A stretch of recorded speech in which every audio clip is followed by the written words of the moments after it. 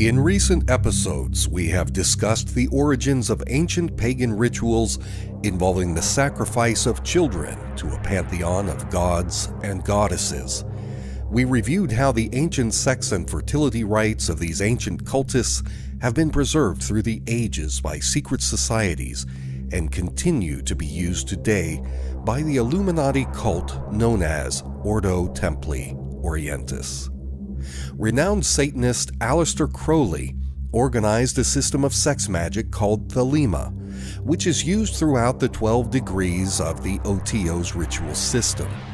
Now that we have discussed the lower level degrees in this sex magic system, we move into the final degrees which culminate in the dark practices of child sacrifice and cannibalism. In this episode, we will briefly discuss the information taught to candidates during the 5th degree ceremony. During the 5th degree, the candidate will go through 2 rooms. One is called the Red Room. The altar is covered with white silk and has roses upon it. There is a sacrament display that includes red wine and cakes of light. A crystal globe is present, as is an image of Babylon. The second room is called the Black Room. There are pillars surrounded by lamps. The room is covered in black wall hangings, and other items in the room include a Bible, bones, skulls, a crucifix, and something called hell broth. As the candidate goes through the ritual associated with this degree, he is made to repeat the oath, quote, "I renounce all. I swear to keep inviolate the mysteries of these degrees under penalty of having my skull split asunder by the axe of the executioner." And then the candidate is made to seal the oath by kissing a skull 5 times. During the ceremony, solemn music is played as the officiator tells the candidate that this is the hour when a great earthquake shook the planet and darkness covered the land. He says, quote, "When the star called Wormwood fell upon the earth, when the blazing star was eclipsed, the sacred Ptah was defiled with blood and water, the word was lost, and despair and tribulation visited us. Since the royal art has experienced such dire calamities, it is our duty, very excellent and perfect princes, to retrieve the loss. And may the influence of truth, silence, and love prosper our endeavors to recover the lost word." At this point, the officiator throws the crucifix to the floor and tramples on it, saying, "Therefore, with my heel upon the head of the great serpent, I declare this chapter of Rose-Croix duly opened in the name of Babylon and the beast conjoined of the secret Savior."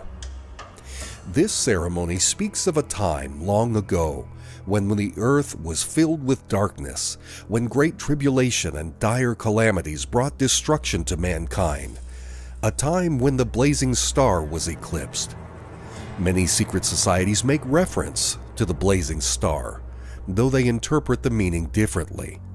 In the context of the ancient mysteries, the blazing star has reference to the widespread worship of the planet Saturn. Before the Great Flood, Saturn was recognized by nearly all mankind as the supreme god and the ruler of earthly kings.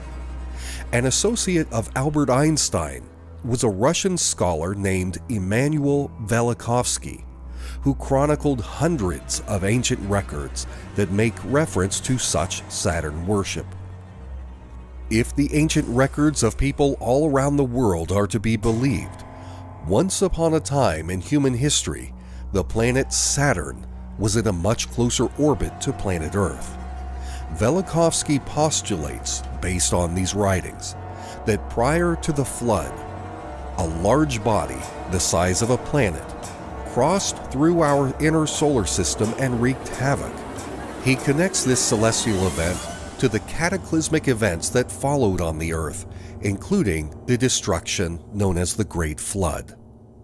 Velikovsky's research suggests that this rogue planet was also responsible for the violent creation of the planet Venus, also known as the morning star.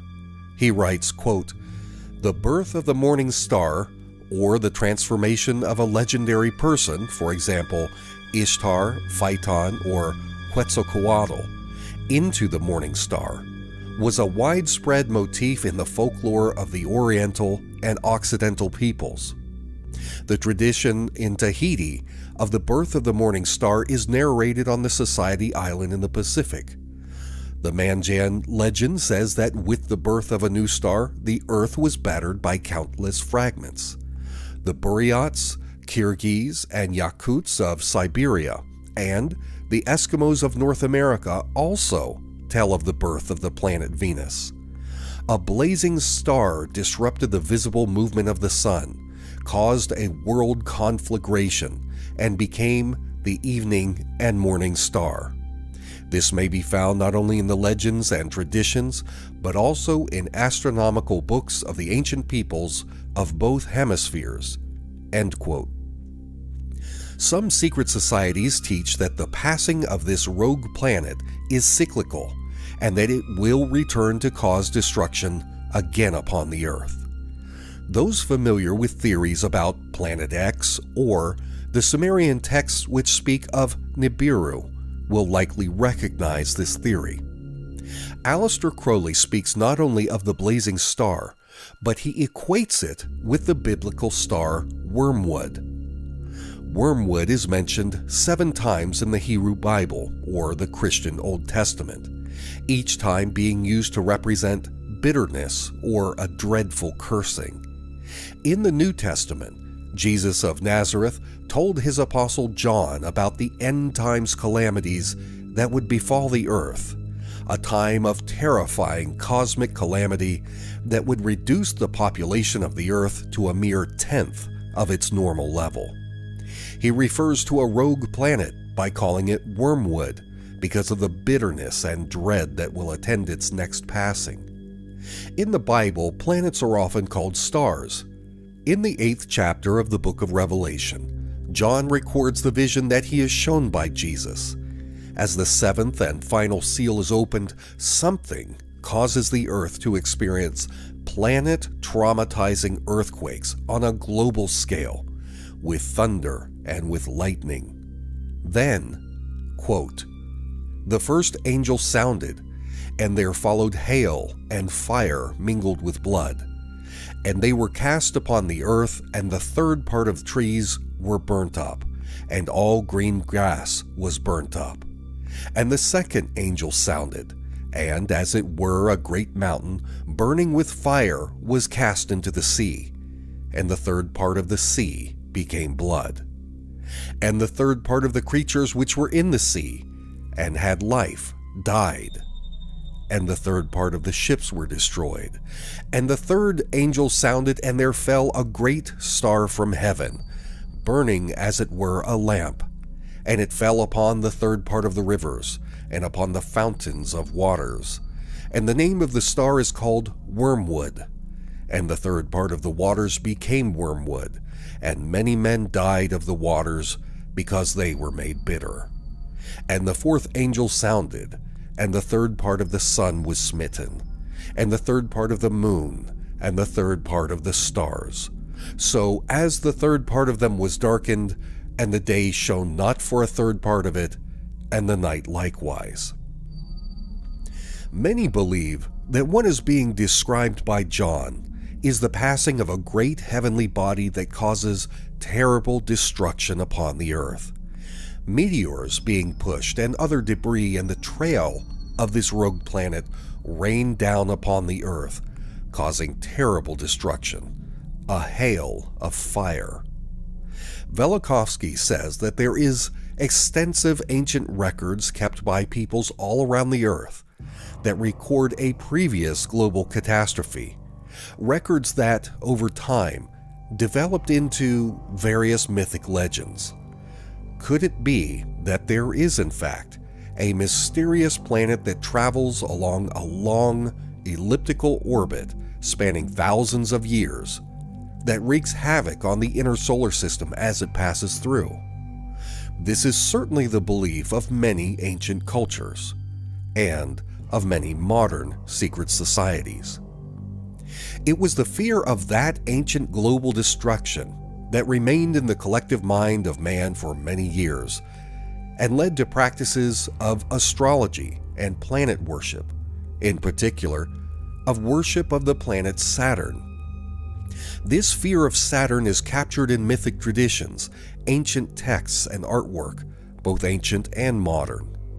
This famous painting by Peter Paul Rubens depicts the god Saturn eating his own child. Some figures from the distant past, including the Greek historian Plutarch, thought that the traditions of sacrificing children to Molech were actually ritualistic sacrifices to placate the god Saturn. Aleister Crowley, having been indoctrinated in the highest levels of Freemasonic secrets, incorporated esoteric teachings about Saturn and Venus into his Thelema religion and Ordo Templi Orientis rituals. One work by Crowley is called The Rite of Saturn. During this rite, the temple is bathed only in the glow of 2 red lamps, which are hidden behind a veil.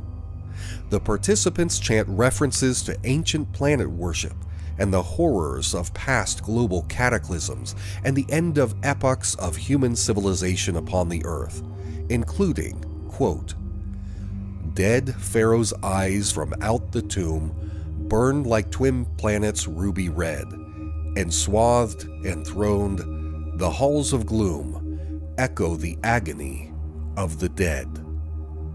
Wind wherein seas and stars are shaken shall shake them, and they shall not waken. From boy's pierced throat and girl's pierced bosom drips reddening round the blood-red blossom, the slow, delicious, bright, soft blood, bathing the spices and the pyre, bathing the flowers and the fallen fire, bathing the blossom by the bud. We fall asleep and never wake again. Nothing is of us but the moldering flesh, whose elements dissolve and merge afresh in earth, air, water, plants, and other men. We finish thus, and all our wretched race shall finish with its cycle and give place to other beings with their own time doom, infinite eons ere our kind began, infinite eons after the last man has joined the mammoth in earth's tomb and womb."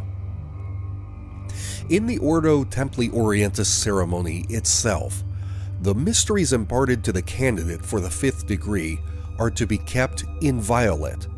He is made to seal his oath by complying with this order spoken by the officiator, quote, "Remove from my breast the heavy burden which oppresses me, and cast it behind you, replacing it by the volume of the sacred law, about which you will arrange the 3 letters in the form of a triangle. Interlock the fingers of your hands, and place the palms upon my forehead. Look into my eyes and say after me, I further pledge myself to the service of the order to the last drop of my blood and the last penny of my purse. All this I swear to observe without evasion, equivocation, or mental reservation of any kind, were it at the cost of the death of my body and the damnation of my soul." Of note is the instruction to the candidate to form a triangle with his hands and to place them on the forehead. This same practice is seen extensively in Hollywood and among the circles of the elite, some of whom are secret followers of Aleister Crowley and Ordo Templi Orientis. After the candidate has taken the oath, his apron is removed and he is given a robe to wear. As the candidate enters the black room, in which skulls and bones are strewn about, with a pungent incense wafting through the air, a sack is thrown over his head, and his attackers shove, prick, and even beat the candidate as they cry out Christian phrases and litanies to symbolize to the candidate that Christians are the enemy and their religion will bring only sorrow and death. The fifth degree uses the Greek god Pan to symbolize Saturn. The horned deity, a half-man, half-goat creature, is a god often associated with fertility rites and orgies. In astrology, Saturn rules the house of Capricorn, which is symbolized by the goat. Thus, Pan, the half-goat deity, is one representation of Saturn. The flute-playing god is often depicted as drunken, lascivious, frolicking with nymphs, and usually sexually erect. Pan is also the god of homosexuality and sexual promiscuity. It is no coincidence that artistic renditions of Satan closely resemble Pan. During the OTO's fifth degree, the officiator announces, quote, "Into my loneliness comes the sound of a flute in dim groves that haunt the uttermost hills. Even from the brave river they reach to the edge of the wilderness, and I behold Pan. The snows are eternal above, and their perfume smokes ever into the nostrils of the stars. But what have I to do with these? To me only the distant flute, the abiding vision of Pan. On all sides Pan to the eye, to the ear, the perfume of Pan pervading, the taste of him utterly filling my mouth, so that the tongue breaks forth into a weird and monstrous speech. The embrace of him intense on every center of pain and pleasure. The sixth interior sense aflame with the inmost self of him. Myself flung down the precipice of being, even to the abyss, annihilation. An end to loneliness as to all. Pan, Pan, to Pan, to Pan." The candidate for the fifth degree continues on his symbolic journey to Babylon in the name of the beast. Little does the candidate realize at this point the grotesque destination that he has set out to find. A destination that, for the highest level practitioners, includes the Saturnian practice of devouring its offspring. In our next episode, we will continue down the path taken by OTO candidates, exposing these sick rituals by bringing them out of darkness and into the light.